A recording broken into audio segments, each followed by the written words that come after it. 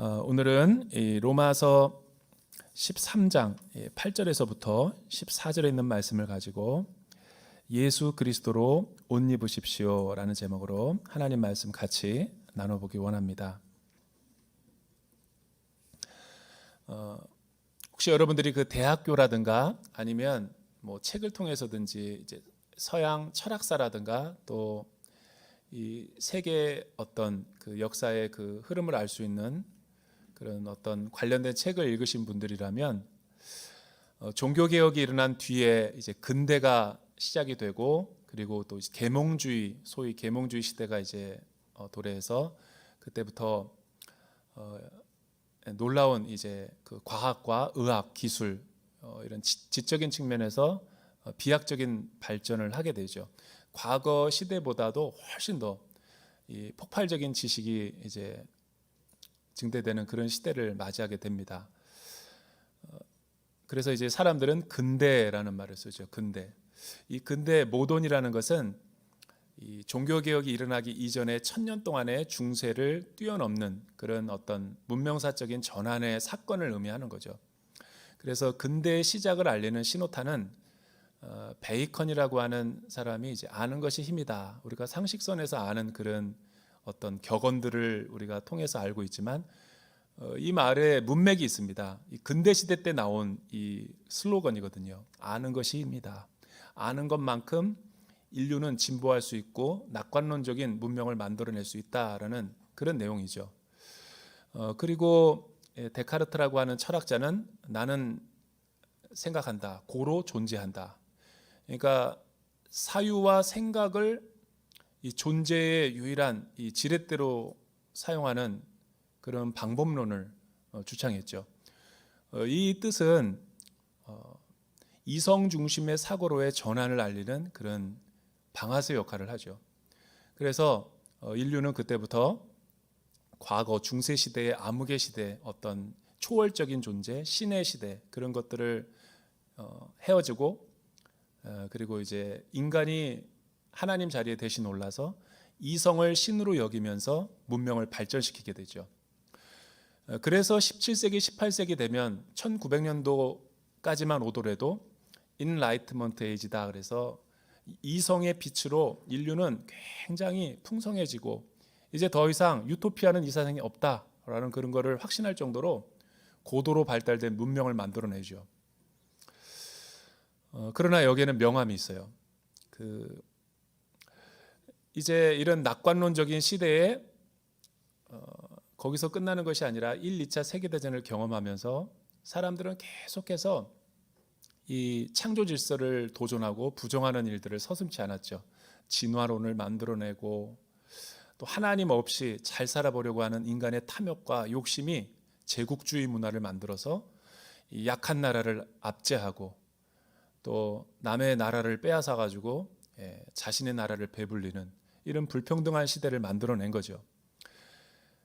그래서 이때 나온 것이 뭐냐면 우리가 부족한 것은 계몽주의 시대의 슬로건이 뭐냐면 우리가 더 발전하기 위해서는 교육을 철저하게 시켜야 된다. 우리가 모르기 때문에 무지하기 때문에 인류가 이렇게 퇴보한 것이다. 그래서 계몽주의를 통해서 더 교육 시스템을 완전하게 만들고 사람들에게 공교육이라는 제도를 만들어냈죠. 오늘날 미국도 연장선상에서 보면 다 그런 맥락인 거예요. 그런데 여러분, 우리가 과연 몰랐기 때문에 인류는 더 이상 발전하지 못했고 우리가 이렇게 불행한 삶을 살고 있다고 생각하십니까? 오히려 아는 게 병이죠. 제가 보기에는. 가장 그 당시 계몽주의 끝자락에 발달된 나라가 유럽에서 독일이었어요. 독일은 그 어느 나라보다도 철학과 사상, 교육이 발달되어 있었고 과학이 고도로 발달되어 있었죠. 그런데 그 나라가 결국 살상 무기를 만들어서 양차 세계대전을 통해서 인류에 씻을 수 없는 폐해를 안겼죠.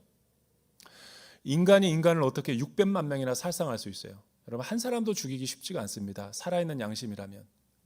사람을 학살하면서도 죄가 죄인 줄 모르는 그런 파렴치한 인간으로 전락한 것이 이 양차 세계대전의 문명의 발달과 낙관적인 유토피아에 그냥 일침을 가한 사건이죠.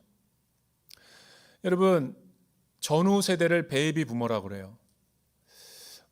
전후 세대들은 포스트 모던 시대라고 합니다. 포스트 모던이라는 것은 근대의 모든 사상과 이성 중심의 사고, 절대 진리, 권위 이런 것들을 다 망치로 때려 부시죠.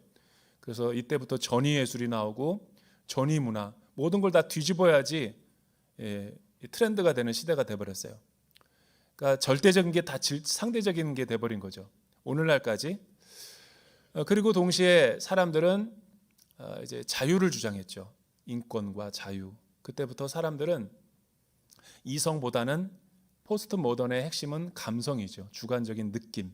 그래서 주관적인 나 중심적인 사고가 팽배하면서 이렇게 오늘날까지 무질서하게 된 거예요. 나만 중요하고 다른 것들은 다 중요하지가 않아요. 그래서 여러분, 나이키 로고를 보면 알 수 있죠. 나이키 로고는 멋지지만 Just do it이라고 돼 있죠. 여러분, 그 문구 하나가 얼마나 많은 사람들에게 폐해를 안겼는지 알아요? 한국말로 번역하면 네 마음대로 해라. Just do it without responsibility. 책임도 없이. 그러니까 자기가 하고 싶은 대로 사는 거예요. 쾌락주의가 있고 또 자기가 세상의 주인이라고 생각하면서 살아가는 거죠. 이게 오늘날 우리 시대의 사조의 아주 중요한 특징 가운데 하나예요. 여러분, 인간이 정말 교육을 못 받아서 많이 배우지 못해서 과학에 발달하지 못해서 우리가 이렇게 불행한 것인가? 이 세상은 불평등한 것인가? 또 한편에서는 이성이 아니라 또 감성이 아니라 경제적인 문제 때문에 인류가 불행한 거다 해서 노동자가 주인이 되는 세상을 만들면 이 세상의 불평등은 해결될 것이다. 사회주의와 공산주의 사회를 만들었죠. 진화론을 토대로 해서 만들었기 때문에 오직 물질적인 이 가치가 중요하기 때문에 영혼은 없고 내세는 없어요. 그러니까 오로지 사람을 잔인하게 죽일 수 있는 이유도 수단은 목적을 정당화하기 때문에. 그렇게 계속 발전하다 보면 인간은 유토피아를 꿈꿀 수 있다라고 70년 동안 실험을 한 거죠. 엄청난 사람들이 죽었습니다. 다 함께 잘 살기는커녕 다 함께 못 살게 됐죠. 왜냐하면 인간의 내면에 있는 윤리를 너무나 높게 잡았기 때문이죠. 우리는 그렇게 사람들과 분배하고 나눠줄 만큼 선하고 착한 사람이 아니에요. 겉으로는 발톱을 숨기고 있지만 어느 환경과 무드가 되면 우리는 아주 철저한 부패와 타락 가운데 살아갈 수밖에 없는 존재죠. 왜냐하면 우리의 영혼이 하나님을 떠났고 하나님의 권위를 부정하고 하나님의 통치를 받고 살아가지 않고 있기 때문에 그렇죠. 이 모든 것은 하나님이 없는 문제이지 인류를 조금 더 문명을 개선하고 과학을 발달시키고 더 많이 지적으로 교양이 있으면 더 나아질 것이라는 것은 착각입니다. 나를 보면 알 수 있잖아요. 여러분, 나 자신. 김 목사가 아니라 여러분 자신. 나 자신을 보면 알 수 있잖아요. 내 마음이 얼마나 어두운가. 예수를 믿기에 이 정도지 예수 안 믿었을 때는 우리는 어떤 인생을 살았습니까? 그래서 여러분, 인간의 무지가 세상을 악하게 만들었다라는 이성 중심의 계몽주의 사고는 되게 위험한 거예요. 오늘날 우리 시대에도 이것이 교묘하게 파고들어서 사람들은 뭔가를 배우면 더 나아질 수 있다라는 루즈빛 어떤 환상을 갖고 있어요. 그렇지 않아요. 더 많이 소유하면, 더 많은 성공하면 내가 나아질 거라고 하는 착각 속에 살아가는 거예요. 그러나 여러분, 행복은 소유에 있는 것이 아니라 하나님과의 관계성에 있다는 것을 아셔야 되죠. 이와 비슷하게 우리가 아주 이 세상에서 가장 타락한 언어가 있다면 저는 사랑이라는 언어라고 생각해요.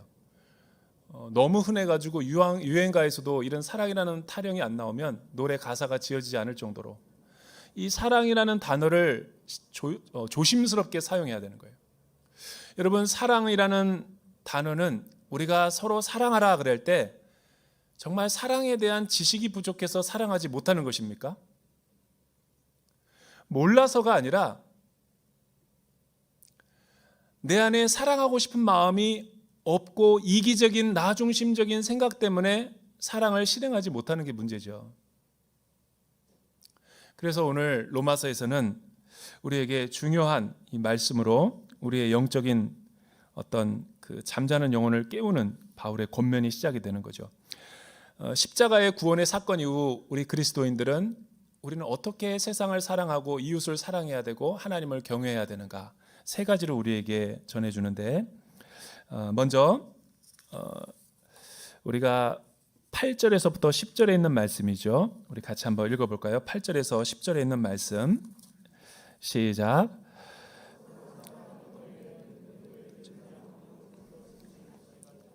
남을 사랑하는 사람은 율법을 다 이루었습니다. 간음하지 말라, 살인하지 말라, 도둑질하지 말라, 탐내지 말라라고 하는 계명과 그 밖에 다른 계명이 있을지라도 이 모든 계명들은 내 이웃을 내 자신과 같이 사랑하라라고 하는 이 말씀 가운데 다 요약되어 있습니다. 사랑은 이웃에게 악을 행하지 않습니다. 그러므로 사랑은 율법의 완성입니다. 여기서 이 사랑하는 것 외에는 누구에게 아무 빚도 지지 마십시오라고 이야기합니다. 여기서 빚이라는 것은 하나님의 큰 은혜와 사랑, 그런 어떤 하나님의 값없는 선물을 받은 복음의 채무의식을 말하는 거죠. 그러니까 예수를 믿고 구원받은 우리의 신분을 빚진 자라고 표현하는 거죠. 사랑 외에는 아무런 빚을 지지 말라. 이것이 구원 이후에 우리가 살아가야 될 우리 기독교인들의 덕목인 거죠. 그런데 이 사랑을 정의하면서 무엇이라고 이야기하냐면 10계명을 예로 들고 있어요. 10계명. 여기서 율법이라는 것은 하나님 말씀, 그 중에서도 구약의 10계명을 의미하는 건데, 10계명은 여러분 10개의 계명으로 이루어져 있는 구조가 있습니다. 1계명서부터 4계명까지는 하나님을 어떻게 사랑해야 되는가의 방법이 나와 있고, 5계명서부터 6계명까지는 이웃을 어떻게 사랑해야 되는가의 태도가 나와 있어요. 남의 이웃의 것을 탐내지 말라, 이런 예를 들면 또 내 부모를 공경하라. 그러니까 하나님을 우리가 만나고 사랑하게 된 다음에 우리는 하나님만 사랑하지 않아요. 영적인 존재로서 하나님을 사랑하게 되면 반드시 그 사랑으로 이웃들을 섬기고 같이 사랑하면서 작은 예수로 살아가게 돼 있는 거죠. 그러니까 성경 66권에 사랑하라라는 말씀은 하나님만 사랑하라는 말이 아니라 그 말의 의미의 깊은 내포의 어떤 의미는 하나님을 사랑함과 동시에 이웃을 사랑하라라는 그런 개념이지, 하나님만 혹은 인간만 배타적으로 사랑하라는 그런 뜻이 아니라는 거죠. 10계명의 구조를 보면 알 수 있는 거예요. 그래서 이 율법의 예로 들면서 바울이 우리에게 권면하는 거죠. 그런데 10계명을 쭉 이야기하면서 이제 레위기의 이 10계명의 정신을 우리 가운데 다시 한번 확인해 주는데, 레위기 19장 18절에 보면 내 이웃을 내 자신과 같이 사랑하는 이 말씀 가운데는 모든 것이 다 요약이 되어 있다라는 거예요. 그리고 그 사랑은 이웃에게 악을 행하지 않습니다. 그러므로 사랑은 율법의 완성입니다. 그러니까 성경 66권을 압축해서 한 단어로 한 문장으로 요약하자면 하나님 사랑과 이웃 사랑이다. 우리 복음서에서 예수님이 우리에게 그렇게 설명해 줬어요. 이게 율법이고 이게 선지자의 황금률인 거예요. 성경을 뭐라고 이야기합니까? 라고 하면 하나님 사랑과 이웃 사랑 외에 다른 것이 아니라는 거죠. 그런데 우리는 이 말씀을 곡해하고 왜곡시켰죠. 하나님만 사랑하면 된다라는 식으로 우리는 이 말씀을 반쪽 진리로 변질시켜 버렸어요. 만약에 하나님만 사랑하게 되면 어떻게 되는가? 우리는 크리스찬이지만 괴물스럽게 변해버려요. 또 반대로 하나님은 사랑하지 않으면서 사람들만 인본주의적인 사랑으로 휴머니즘이라는 명목하에 사랑한다. 그럼 어떻게 변화되는가? 시민단체로 전락해버리는 거예요. 거룩을 잃어버리고 말씀의 뜻이 없기 때문에. 그러니까 십자가는 여러분 하나님 사랑과 나의 사랑인 수직과 그 나와 이웃들과의 수평적인 사랑이 만나는 그 십자가의 중심이 우리 개신교의 영성인 거지, 절대로 좌로나 우로나 치우치지 않는 것이 진리라는 거예요. 그런데 우리는 이 사랑에 도달하는 데 실패하게 돼버렸죠. 그걸 어떻게 알 수 있냐면 최근에 국민일보에서 기사가 났는데 이 팬데믹 이후에 최근에 뭐 소위 말해서 핫한 드라마와 뭐 핫한 영화들 인기 있는 것들 보면 다 기독교와 교회 성도들을 왜곡된 이미지로 뭐 같이 폄하하고 그리고 굉장히 어떤 가십거리 완전히 그 조롱거리 뭐 그런 걸로 다 둔갑시켜 버린 거예요. 뭐 더 글로리 같은 걸 보아도 완전히 기독교인은 이상한 사람이에요. 그리고 교회 다니는 게 수치스러운 거다라는 그런 아주 그 나쁜 메시지를 심어주는 거죠. 수리남 같은 그런 드라마를 보면 굉장히 목사가 탈선을 조장하고 뭐 이렇게 왜 이렇게 이런 것들이 막 영화에서나 이런 소재거리가 나올까? 그 이면에는 잘못된 것도 있지만 사실은 외부자의 입장에서 기독교를 오늘날 기독교, 이 과거의 기독교가 아니라 오늘날 타락한 기독교와 나의 모습을 투사시켜 주는 것도 있어요. 잘못된 것은 궤도 수정해야 되겠지만 부끄러운 것은 우리도 내면의 성찰을 통해서 다시 일어나야죠.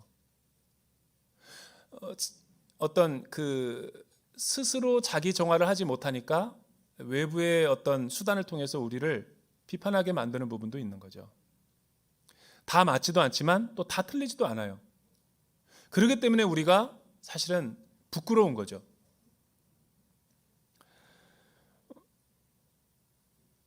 이런 이유 중에 하나는 사람들이 하나님만 사랑하기 때문에 그런 거예요.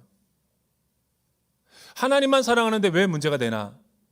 하나님만 사랑하니까 예수 믿는 사람이 독선적이고 이기적이고 자기중심적이고 그 뜻을 사랑의 현장에서 펼쳐야 되는데 교회 안에 갇혀 있고 사회 일상생활 속에서는 어떻게 처신해야 되는지 모르고 직장과 일터와 사업 간의 관계 속에서 또 예수 믿지 않는 친인척과 가족들, 배우자, 자녀들과의 관계 맺는 방법에 서툴다 보니까 이런 비난과 욕을 얻어먹는 거죠. 그런데도 우리는 계속 아랑곳하지 않고 나는 아무 문제 없다. 나는 잘 살고 있다. 내가 얼마나 하나님을 잘 믿고 있는데 이렇게 자기 주장을 하는 사람도 많아요. 근데 그러면 그럴수록 더 심한 비난을 받는 거예요.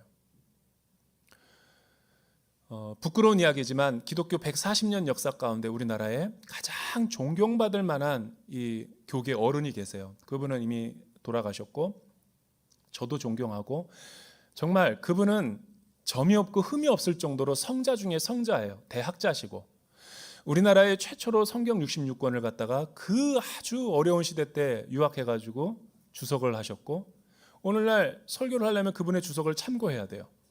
그리고 얼마나 여러분 자타가 공인하는 모든 교계에서 존경받는 인물이세요. 실명을 제가 거론할 수 없어요. 진짜 저도 개인적으로 너무 존경하고.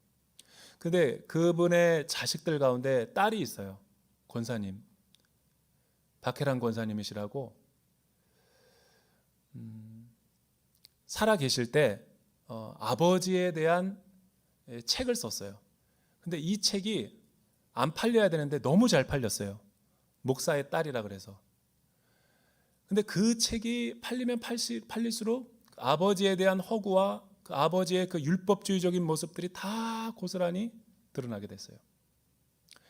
아버지가 고령의 몸으로 대노하셔가지고 굉장히 존경받는 인물이거든요. 그 딸은 미국에서 살고 충격을 받아가지고 비행기 티켓을 끊어가지고 그 딸에게로 갔어요.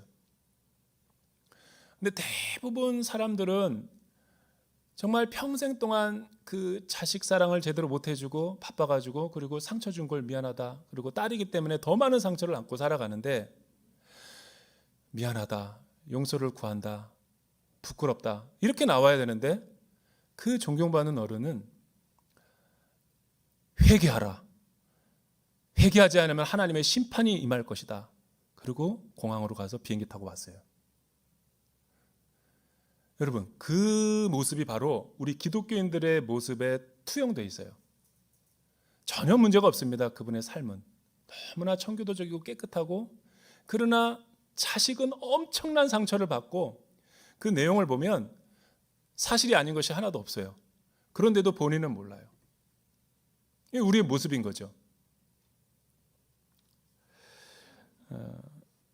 여러분, 사랑은 율법을 완성하는 거죠. 하나님을 사랑하게 되면 반드시 옆에 있는 이웃들과 가족들을 사랑하게 돼 있지, 이것이 이율배반적이지가 않죠. 그 사랑이라면 내가 잘못 하나님을 사랑하는 거예요. 하나님의 성품을 내가 오해하고 착각하는 거예요. 그러니까 오늘날 우리의 문제는 몰라서가 아니에요. 여기에 율법을 완성한다라는 단어, 완성이라는 단어가 헬라어로 플레로마라는 단어예요. 플레로마라는 뜻이 뭐냐면 영어로 overflowing. 그러니까 컵에 물이 담겨져 있잖아요. 반만 완전히 찬 게 아니라 계속 흘러 넘치는 거를 완성이라고 하는 거예요. 충만하다. 이 말은 무슨 말이냐면 우리가 언제 이렇게 사랑을 할 수 있냐면 내 힘으로 할 수 있는 게 아니에요. 사랑하라는 설교를 많이 듣는다고 내가 은혜로운 설교를 듣는다고 해서 내가 사랑하는 것도 아니에요. 도덕주의로 열심히 사랑하자라는 것도 아니에요. 하나님의 값없는 사랑을, 측량할 수 없는 사랑을, 조건 없는 사랑을 내가 많이 받아보면 담게 돼 있다는 거예요. 이건 억지로 하는 게 아니죠. 그러니까 우리가 사랑할 수 없는 것은 그만큼 진짜 사랑을 못 받아봐서 그런 거예요. 진짜 사랑을 못 받아봐서 그런 거예요. 아니, 이벤트로는 하죠. 쇼로는 해요. 진정성이 없는 입술로는 하죠. 그러나 삶으로서 그렇게는 못하는 거예요. 두 번째는 11절과 12절 말씀이죠. 11절서부터 14절 우리 한 번에 다 읽어보죠. 시작. 여러분이 이 시기를 알고 있는 것처럼 벌써 잠에서 깨어야 할 때가 됐습니다. 이제 우리의 구원이 처음 믿을 때보다 가까이 왔기 때문입니다. 밤이 깊고 낮이 가까웠습니다. 그러므로 어둠의 일들을 벗어버리고 빛의 갑옷을 입으시다. 낮에 행동하듯이 단정하게 행동합시다. 방탕하거나 술 취하지 말고 음행하거나 호색하지 말고 다투거나 시기하지 말고 오직 주 예수 그리스도로 옷 입고 정욕을 채우려고 육신의 일을 애쓰지 마십시오. 갑자기 때 이야기를 하죠. 바울이 그 시기를 알거니와, 여기서 때라는 것은 어둠의 때와 낮의 때를 분간하면서 우리의 구원이 처음 믿을 때보다 가까이 왔다. 잠에서 깨어나야 될 때다. 밤을 지나 낮으로 가야 될 때다라고 이야기하죠. 그리고 이 시간의 비유와 함께 두 가지 비유를 드는데 옷의 비유를 들고 있어요. 그러니까 세상의 어둠의 옷을 입지 말고 그 예수 그리스도로 낮의 옷을 입어라. 여러분, 우리는 밤에 입는 옷과 낮에 입는 옷이 다릅니다. 하기야 중국에서는 조금 차이가 있을 수 있어요. 상해에 가보니까 파자마를 입고 낮에 다니더군요. 파자마가 부의 상징이기 때문에 그러나 그는 일반적이지가 않죠. 여러분, 그 낮에 드레스 코드와 밤에 옷의 차림은 다르죠. 파티를 가야 되는 정장의 드레스와 내가 잠자리에 들어야 될 나의 의상은 달라야죠. 밤의 때는 이 세상에 하나님을 모르고 예수의 사랑을 모를 때, 흑암의 권세 아래 있을 때, 낮의 때라는 것은 예수 그리스도의 피로 믿음으로 구원받고 하나님의 통치를 받는 하나님 나라 안에서의 백성으로서의 삶을 말하는 거죠. 그리고 그 시기라는 것은 늘 가까이 올 수밖에 없는 게, 천국은 나이가 들수록 가까워지잖아요. 왜냐하면 어제보다 더 가깝잖아요. 오늘을 살았기 때문에. 그리고 이때의 종말이라는 것은 이제 내일 주님이 오신다라는 게 아니라 예수님이 처음 이 땅 가운데 오셨을 때 십자가의 사건을 성취하면서부터 장차 완성되실 때까지의 모든 종말의 시간을 말하는 것이에요. 시한부 종말론을 말하는 게 아니죠. 그러나 우리가 하나님의 자녀가 됐기 때문에 이제 밤의 행동을 하지 말아야 된다. 밤의 행동이라는 건 무엇입니까? 어두운 행실들이죠. 옛사람, 방탕하고 술 취하고 음행하고 호색적이고 다투거나 시기했던 나의 어떤 삶들. 그러나 예수 그리스도로 옷 입은 사람은 그렇게 살지 않고 낮에처럼 단정히 행하고 옷 매무새를 단정히 해서 정신 차리고 살아가죠. 여러분, 옷이라는 것은 십자가 안에서 변화된 나의 실존을 말하는 거예요. 그러니까 옛사람인 나는 죽고 또 그리스도 안에서 나는, 내 영은 다시 살아나서 하나님과의 올바른 관계성이 회복된 자아를 예수 그리스도로 옷 입는다라고 말하는 거예요. 여러분, 예수 그리스도로 옷 입는다 그러면 옷은 우리가 내 신체와 가장 밀착되잖아요. 가깝고 친밀하고 그리고 한 몸을 이루는 거죠. 그렇게 예수 그리스도의 사랑을 깊이 깨닫고 날마다 작은 예수로 살아가라는 거죠. 종말이 올수록 그렇게 하라는 거예요. 왜냐하면 종말이 올수록 사람은 더 이기적이고 더 악해지고 강팍해지거든요. 그럴수록 우리 예수 믿는 사람들은 더 많은 사랑을 받고 그렇게 사랑의 낮의 행실을 보이면서 살아야 된다는 거예요. 여러분, 초대교회가 철회제국 로마를 무너뜨린 이유는 이 값없는 사랑, 조건 없는 사랑을 깨닫고 그대로 작은 예수로 살았기 때문에 이 세상이 거룩한 충격을 받고 변화가 된 거죠. 도대체 저 사람들은 어떻게 살길래, 저들이 믿는 주는 도대체 어떤 분이길래 영적 호기심을 갖고 교회 나와서 변화되고 하나님의 자녀가 된 사례들이 많은 거죠.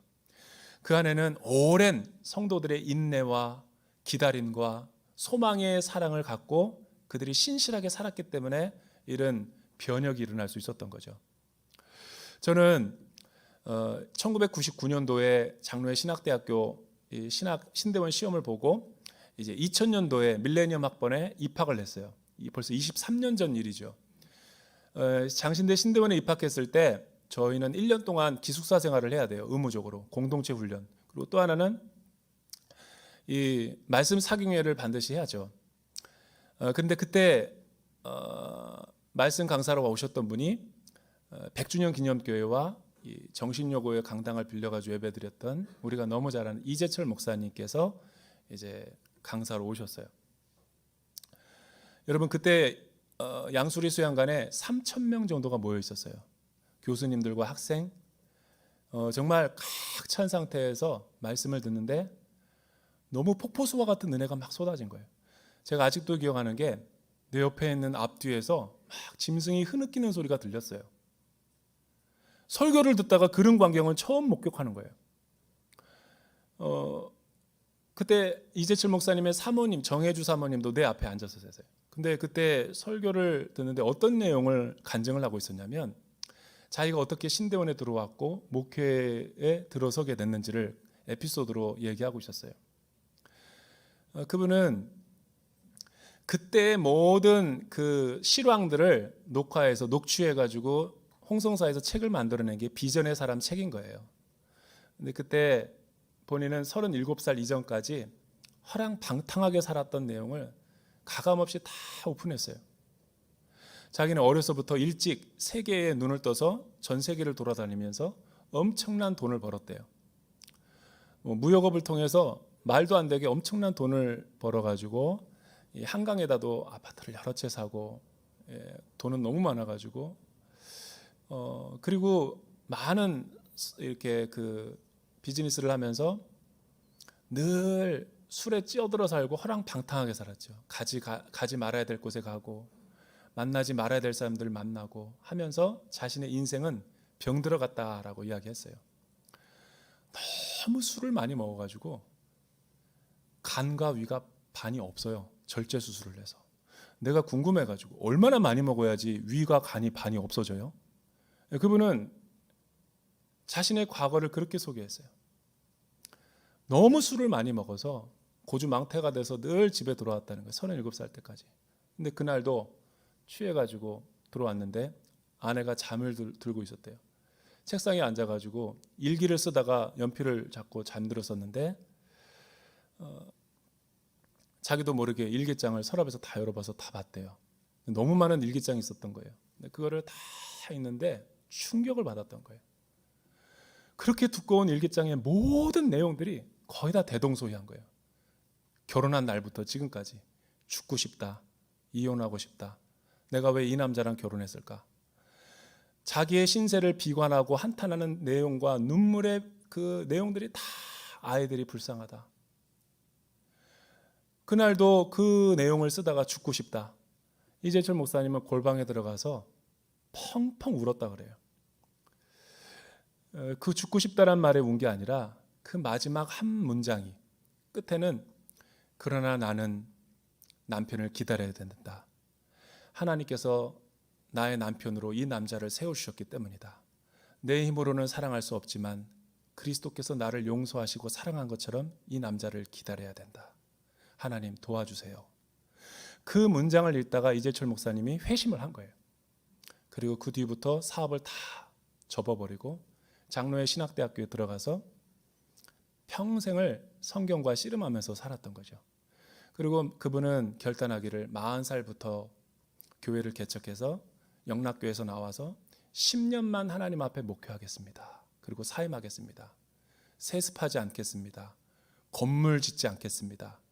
정신여고의 송파에 있는 건물을 그 당시 시가 100억 이상으로 지어주고 그 강당을 빌려서 예배를 드리는 거죠. 오늘날까지도. 그리고 그 교회는 담임 목사님은 반드시 7년제마다 바뀌어요.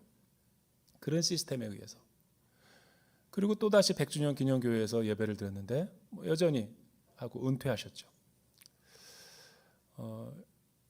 사랑이 뭘까요? 사랑은 판단하고 지적하는 게 아니더라고요. 내가 저 사람이 모르는 하나님의 신적인 사랑을 안다 그래서 도덕적 우월주의를 갖는 게 사랑이 아니더라고요. 그런 사랑이 되면 그 교계 어른처럼 되는 거예요. 사랑은 인내하는 거예요. 사랑은 기다려주는 거죠. 그리고 더 낮은 자세로 그 사람의 발을 씻기고 섬기는 거죠.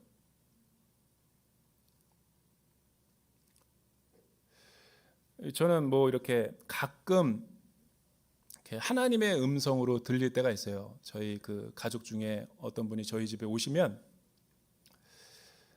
제가 이렇게 잔소리가 좀 나이가 들어가니까 그런지 이게 잔소리가 좀 많이 느나 봐요. 방을 치워라, 지저분하면 짓다, 정리하라, 막 이런 잔소리를 하니까 이 가족 중에 어느 한 어른이 저에게 하는 얘기가 그거 좀 그냥 해줄 수 없어? 그냥이라는 말이 뭐냐면 왜 자꾸만 토를 달고 조건을 다냐라는 거예요. 자식이잖아. 사랑하잖아. 그러면 설거지도 하고 다 해줄 수 있는 거 아니에요? 사랑하면? 근데 우리는 늘 내 방식으로 사랑을 해. 계산하고 따지고 마음에 안 드니까. 너 마음에 안 들면 용돈 끊는다. 어디서 많이 들어본 말 같지 않아요? 내 말을 들으면 잘해주고. 현대인들이 왜 자꾸만 반려견 페트 문화가 늘어난 줄 아세요? 걔는 말 잘 듣거든. 내 남편과 내 아내와 자식들은 말을 안 듣거든. 여러분 잘 생각해 보셔요. 사랑이라는 게 뭐예요? 그냥이 진짜 사랑이에요. 우리는 사랑하고 다 기억하는 게 문제인 거예요. 사랑은 율법을 완성한다는 말이 잊어버리라는 거예요. 주면서도 가르치려고 그래요. 그런 부모의 신앙을 보고 자녀들은 안 변합니다. 어떤 사랑에 감동을 받냐면 자기는 사랑받을 만한 자격도 없고 조건도 없는데 부모가 왜 나를 이렇게 사랑하지?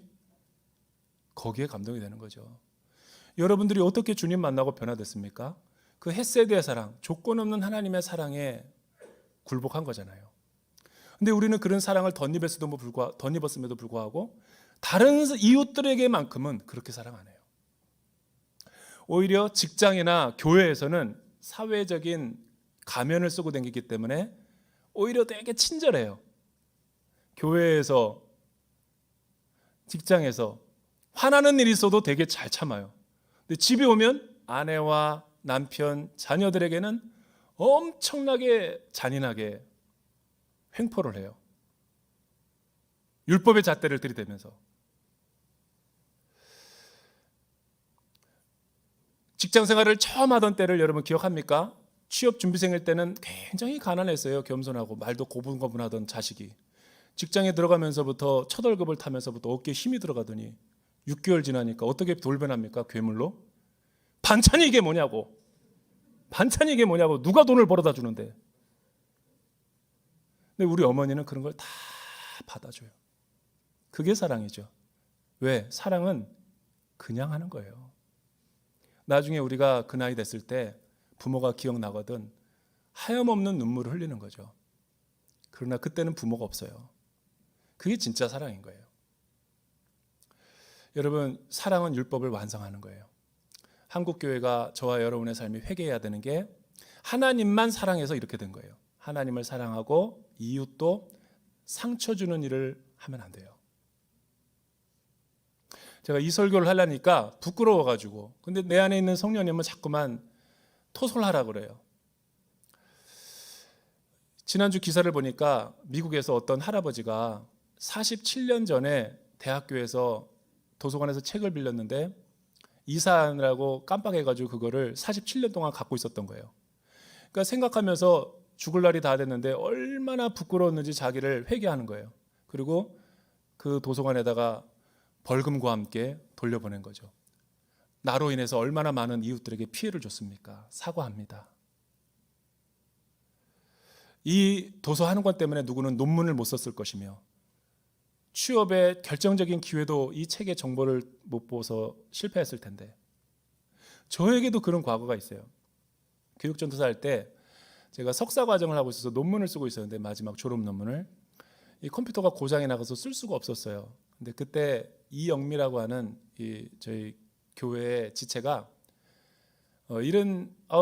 전사님, 제가 중고 노트 여러 개 있어요. 저희 집에 빌려드릴게요 해서 그걸 빌려 써서 제가 논문을 완성했어요.